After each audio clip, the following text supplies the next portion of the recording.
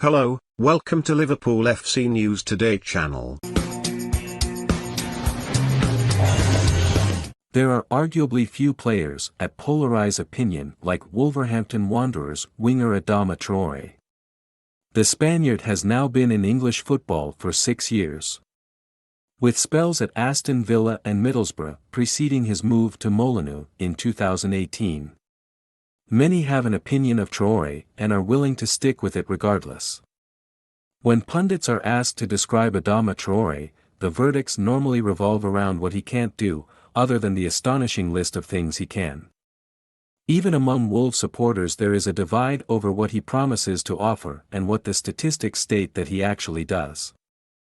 The 25-year-old has played 144 times in his 3-and-bit seasons with Wolves, and in those appearances has just 10 goals and 18 assists. It's a puzzling stat line for a player that, on paper at least, has all the attributes to be a truly dominant Premier League player. In 2019-20 it appeared to have all come together for the jet-heeled forward, scoring 6 times and registering an impressive 12 assists in all competitions. Many of those assists came with Raúl Jiménez on the other end, and the Mexican's absence impacted him greatly last term.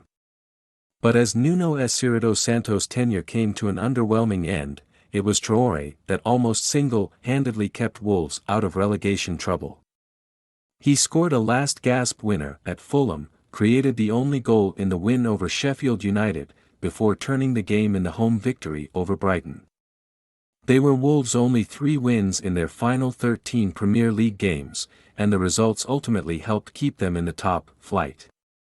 Nuno then departed for Tottenham, before spending the majority of the summer window trying to arrange a reunion, with the noises coming from the West Midlands suggesting they were open to offers. Spurs refused to match the Wolves' valuation, meaning he would be a part of Bruno Lage's evolution at the club. And for the first 3 games of the season, Traore looked set to be an integral part of Lage's master plan.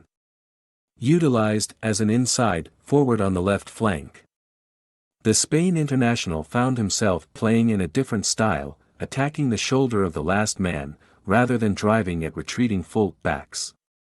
But after spurning golden chances against Leicester and Tottenham, Traore went back to the right, before coming out of the side altogether.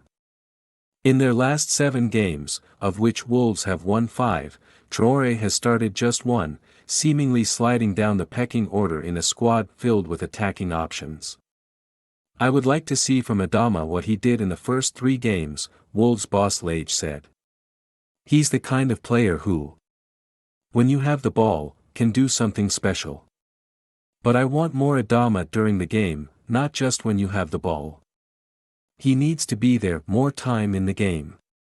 Worrying words from a manager that demands as much work off the ball as on it, really. I don't care if they understand or not. It's my way to work, the Portuguese said about not playing some of his biggest stars. If you are comfortable, sometimes you go the easy way. Have your say. How highly do you rate Adama Traore? Let us know here. Traore, despite his limited minutes, remains the Premier League's best dribbler, completing more than double per game than next in the rankings Alan Saint-Maximin. But with just 18 months remaining on his deal, a decision will need to be made as to whether that is enough to keep him. Contract negotiations have been lengthy and frustrating, with a growing feeling that he could be the latest star sold to help in the ownership's bid to become truly self-sufficient. Join the debate. Should Liverpool sign Traore? Regardless of his limited output, there would likely be a long list of potential suitors. Particularly as that asking price continues to dwindle along with his contract. Liverpool are one team that have been heavily linked with the services. Jurgen Klopp has made no bones about the fact that Wolves are a good breeding ground for the type of player he seeks. Diogo Jota's seamless transition has proved that. And the German has been similarly glowing about Jota's former team-mate. Traore is unplayable in moments. It's unbelievable, he said in 2020. What a player, it's not only him but he's so good. With Wolves now on the verge of an extremely difficult-looking December, it could be the perfect time to welcome Traore back into the 11 and determine his future once and for all.